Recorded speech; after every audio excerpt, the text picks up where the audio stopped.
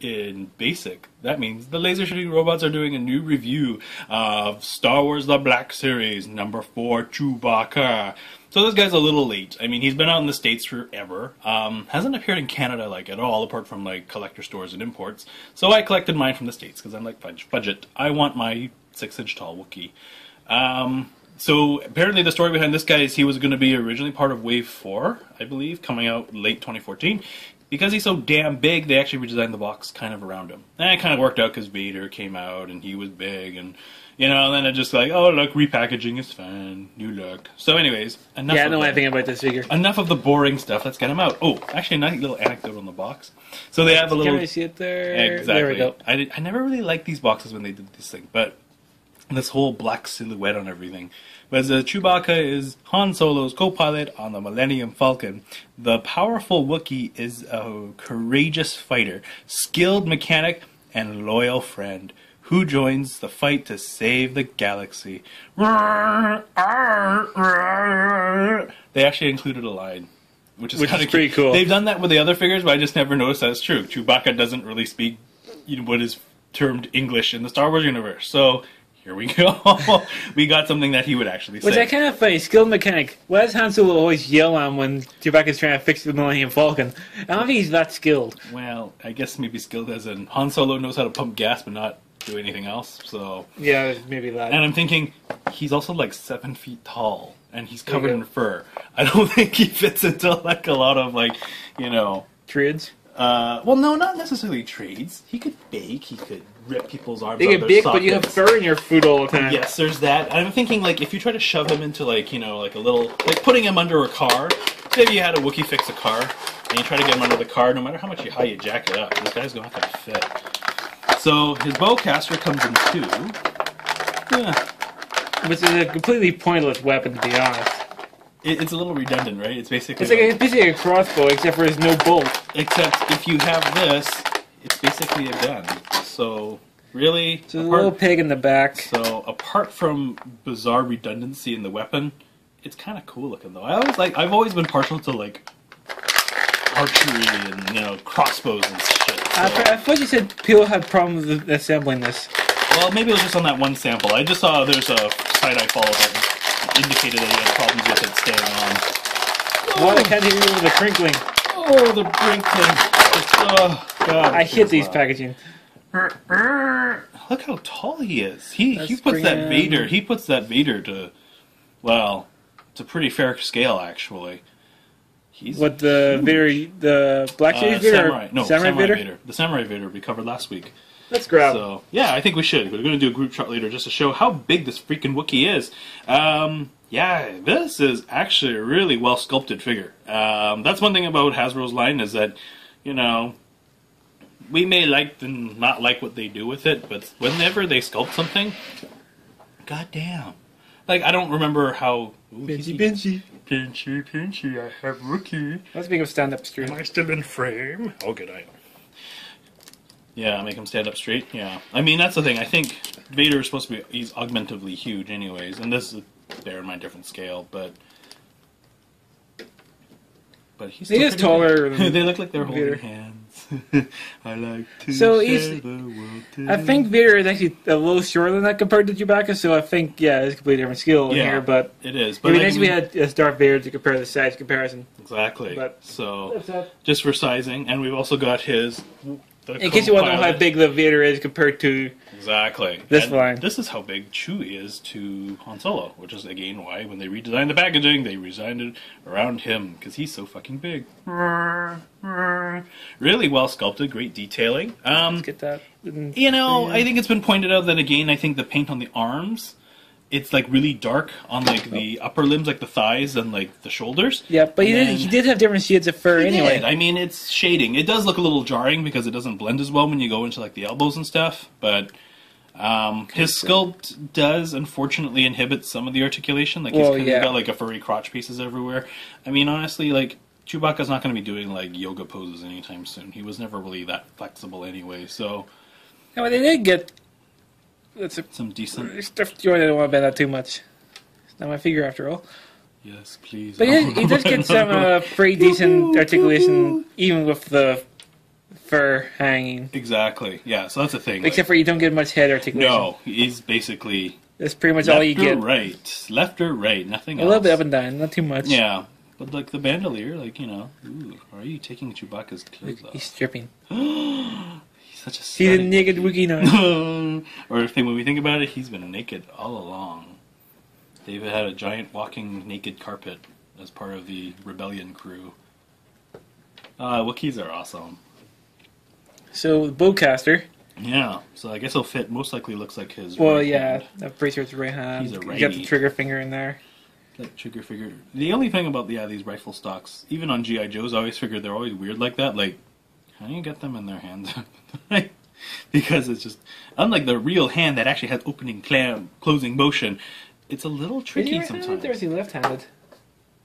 No, he's got the trigger finger. He is right-handed. Well, they both have a bit of a trigger finger. Yeah, they do. But they still have that damn handle thing. That unclips. Like, oh no, I broke his finger. No. That's a glass, so I don't end up popping that off. Look, I made him a custom gun. Ooh, hey, look. See, I know, really, bowcaster. See, that's a lot better than that. See, it seems a little bit more practical, right? It looks more like a traditional rifle, not, I attached a crossbow thing to this thing. It doesn't actually do anything, really. It's pretty much how they made the gun movie anyway. Yeah, pretty much. They got a normal gun, they just modified it, had a piece of a crossbow on, and had a different sight on. But you know what? It looked fucking cool, so... This piece just goes back on here. So actually, it's quite nice to add that does separate, so it doesn't actually break. Yeah. Like this one here, you can tell you guys add two different rifle scopes onto the centerpiece, and that's how they made the sights for the bowcaster. Interesting.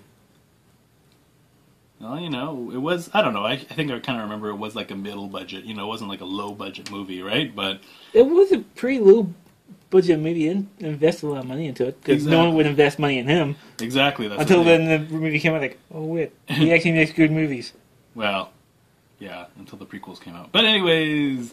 The prequels had their good points. They had their ups and downs like any movie would, but sometimes their low points were just a little weird. I can't really watch Attack of the Clones anymore. Don't get me started on Revenge of the Sith either. There we go. Yeah. He doesn't have too much movement in the elbow, so he can't do the standard, hold a rifle like this. Yeah, that's the thing. But he can do an excellent wigging out pose. Over here.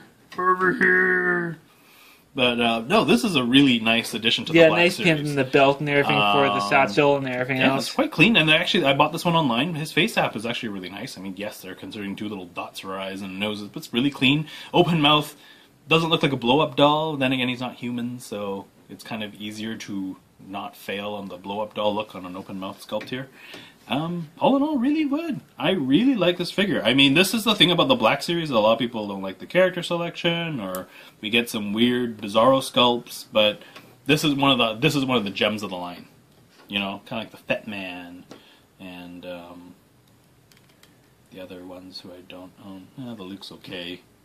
R2-D2 was fine, except for the price point was just for a garbage can. But oh, really? That big high price?